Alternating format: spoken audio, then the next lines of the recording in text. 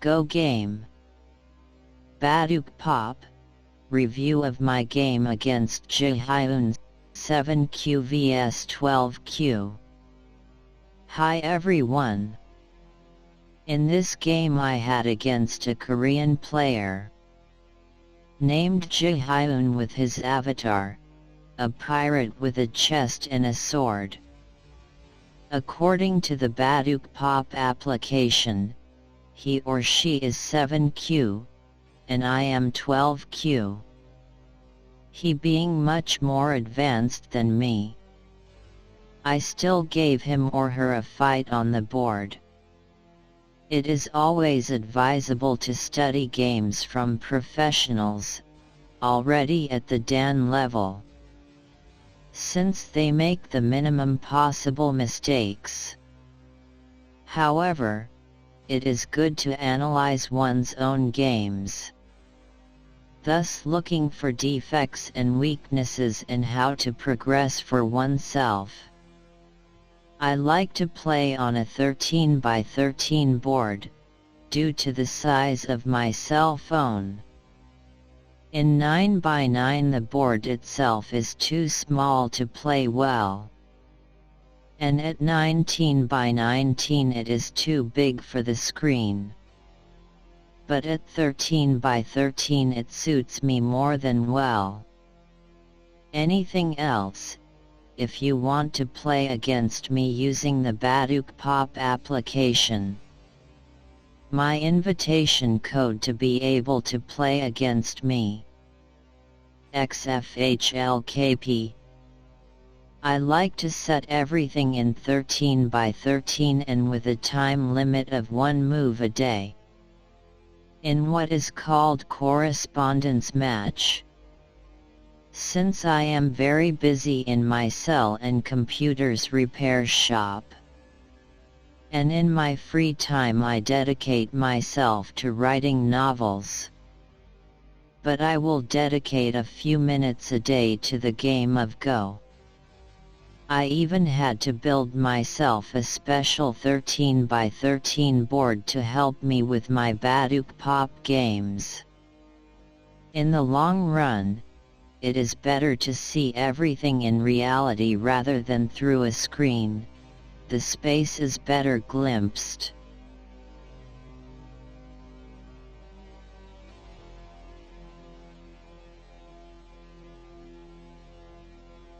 Here is the analysis of the game.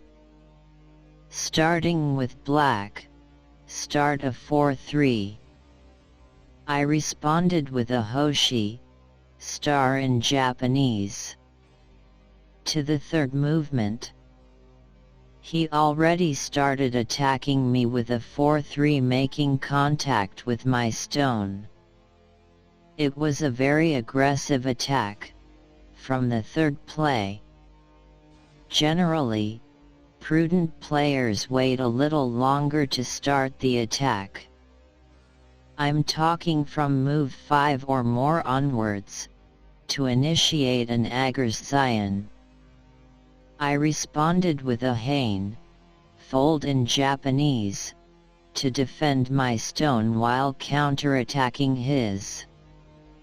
He responded with a double Hain, protected, and protected himself.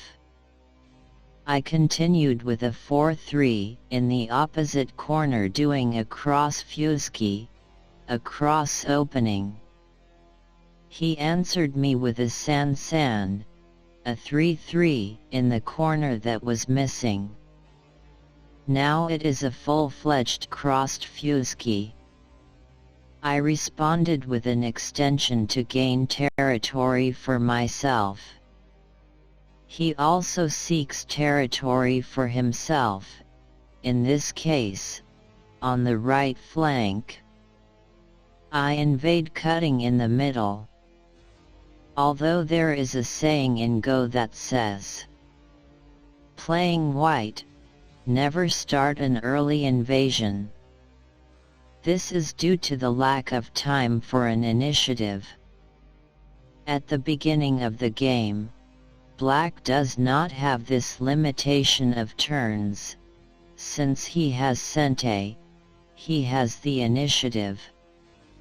He attacked me in the corner, playing a Joshi star.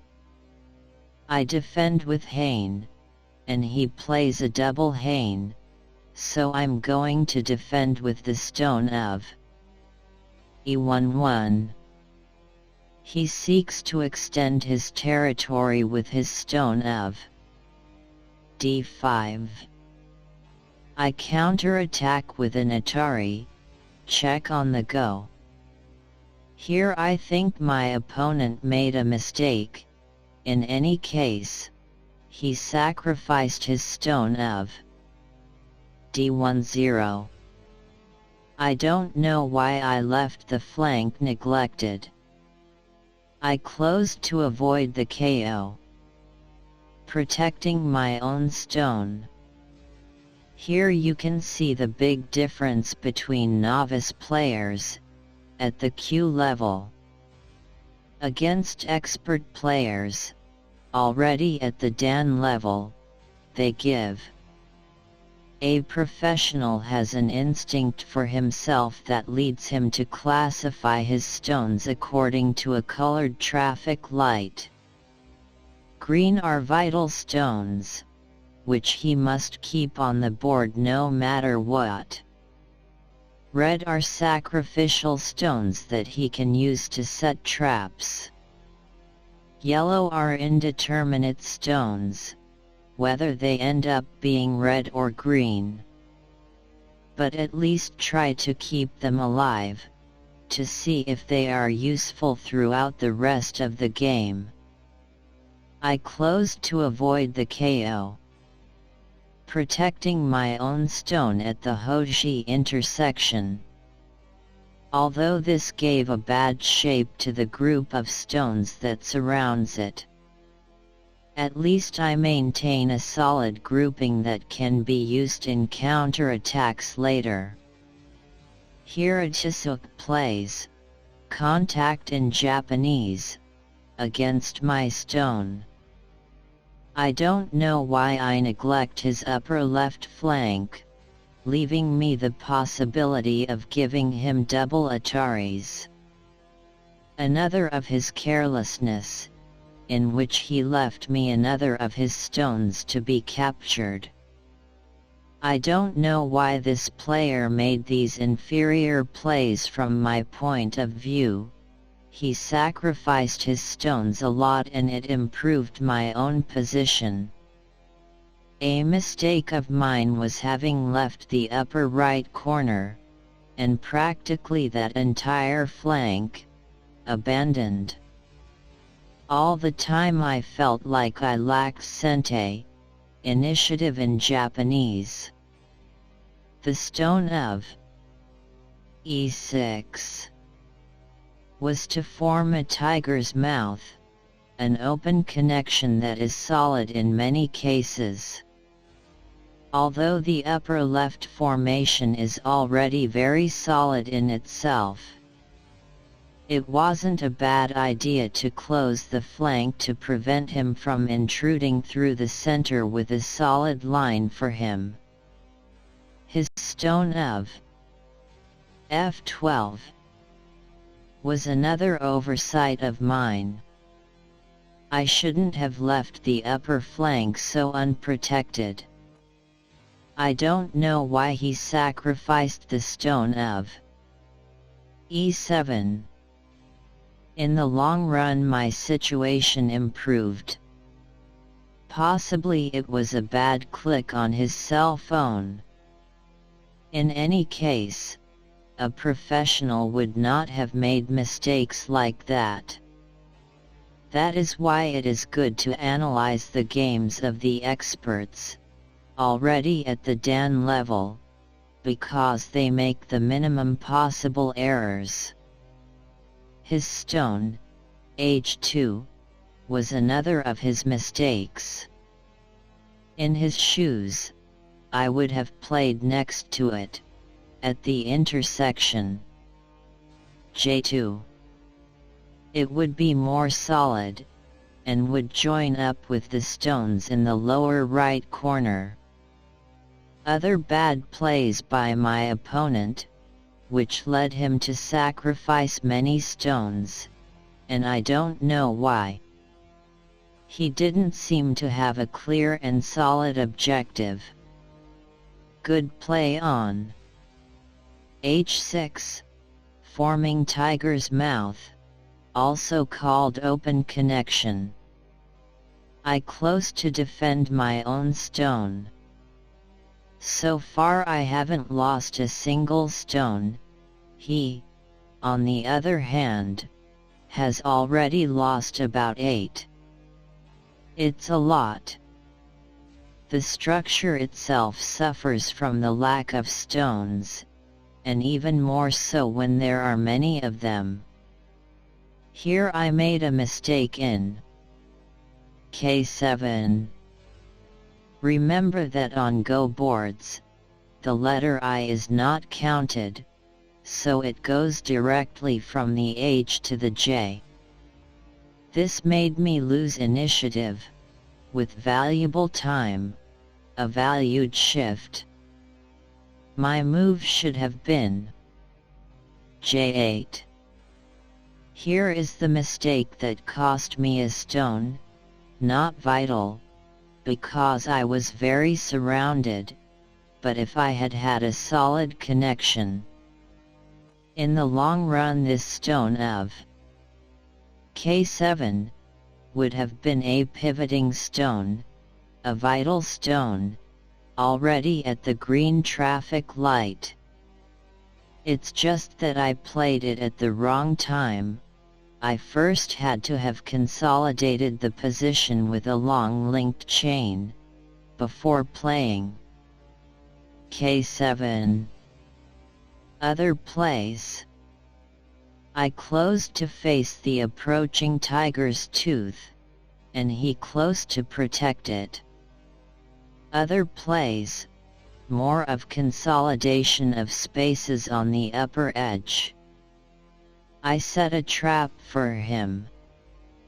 Protecting his 4 stones in the center, I would approach from the left flank.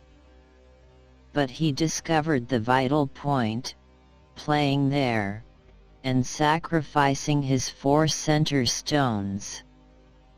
What it means to have time to analyze the games. If it were a blitz game, with a quick start, things like this would escape the naked eye. But not when you have hours to calmly analyze a position. Another ambush of mine, sacrificing the stone of K1. I approached through L5 to surround his stones in the lower right sector. But he did not fall in the trap, preferring to stretch his position, rather than cover by playing in M5. Another trap, the white mine stone of N3, is to close positions.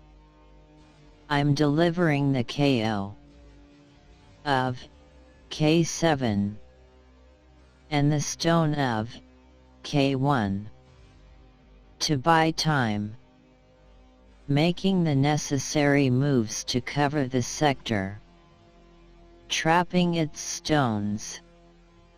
Apparently, my rival, seeing what was coming, decided to close ranks himself, playing defensively.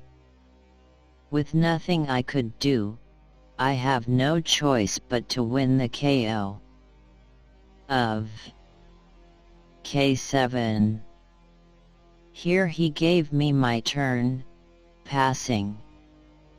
If I had accepted, he would have won by half a moku, half a point, 30 against 29.5. I continued to see if he had another chance to turn the situation around. But in the end he ended up losing by 1.5 points. It was a good game. I deserved to win. At least it helped me learn from my mistakes. This is the good thing about analyzing one's own games, so one discovers one's mistakes and progresses. Persistence without knowledge leads one to always hit the same wall. Although it is always good and better to analyze the games of the world champions, already at the Dan level. They make fewer mistakes and have better development, with the mastery of the game. I hope you liked the video. Comment and like if so.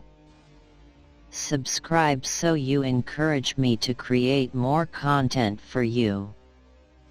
From time to time, I upload videos of the most varied topics, touching on a little bit of everything. But mainly I focus on my own work. Scholastar. I give writing advice. Blender classes. I talk about my experiences in electronics and repairing cell phones. I give other tips about daily life. I like the game of Go. It is simple and profound at the same time, like life itself. And I also share my favorite tastes, so sometimes YouTube censors me from time to time. If you support me with a like, a comment or a subscription, you help me bypass the algorithm's censorship. After all, I upload videos and useful information for everyone, and even more so if they share my same tastes. Greetings to all. Until a next video.